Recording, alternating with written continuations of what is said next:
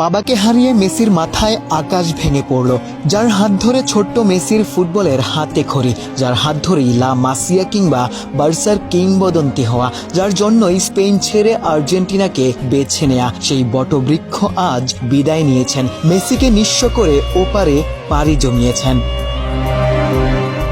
বিশ্বকাপ চলাকালীনই হোর্হে মেসির অসুস্থতার খবর সামনে এসেছিল। কষ্ট লুকিয়েই মেসি মাঠে নেমেছিলেন। আলজেরিয়ার বিপক্ষে ম্যাচে গোল করার পর মেসির চোখে অশ্রু ঝরেছিল। মেসি জানিয়েছিলেন সেই কান্নার পেছনে ফুটবলের বাইরের ব্যাপার ছিল। বাবার অসুস্থতাই মেসির চোখে পানি এনেছিল।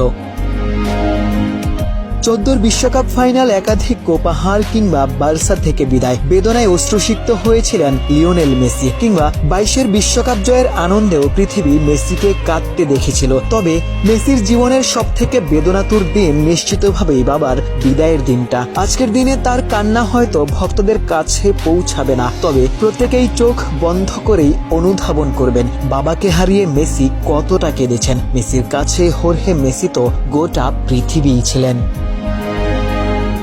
লম্বা সময় ধরে অসুস্থ ছিলেন হোর্হে মেসি। বিশ্বকাপ চলাকালীনও যা আলোচনায় আসে, বিশ্বকাপ শেষে বাবার কাছেই মেসি ফিরে গিয়েছিলেন। তবে পেশাগত দায়িত্বে আবারও ক্লাবে যোগ দিয়েছিলেন। শুক্রবার রাতে মেসিকে কাঁদিয়ে আর্জেন্টিনার রোজারিওতে শেষ নিঃশ্বাস ত্যাগ করেন হোর্হে মেসি। মৃত্যুকালে তার বয়স হয়েছিল 68 বছর।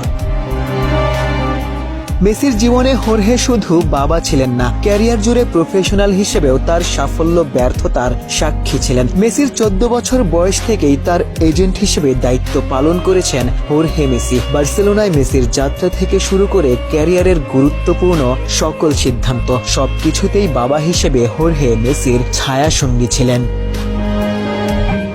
গোটা পৃথিবী মেসির সাফল্য দেখেছে। বার্সা কিংবা আর্জেন্টিনায় 2 দশক ধরে মেসি হাসি আনন্দের গল্প লিখেছেন। তবে মেসির পেছনের গল্পটার সাক্ষী ছিলেন কেবলই তার বাবা। রোজারিওর ছোট্ট মেসিকে বার্সায় নেয়া থেকে শুরু, গোটা ক্যারিয়ারের কঠিন সব সময়ে সঠিক সিদ্ধান্তে মেসি বাবাকে পেয়েছেন। বাকি জীবনটা মেসিকে একা করে হোর্হে মেসি বিদায় নিলেন। ফুটবল ইতিহাসে মেসির গল্প যখনই সামনে আসবে, বাবা হিসেবে হোর্হে মেসিও সমানভাবেই আলোচিত হবেন। এ তো রক্তের সাথে রক্তের টান, স্বার্থের অনেক ঊর্ধ্বে।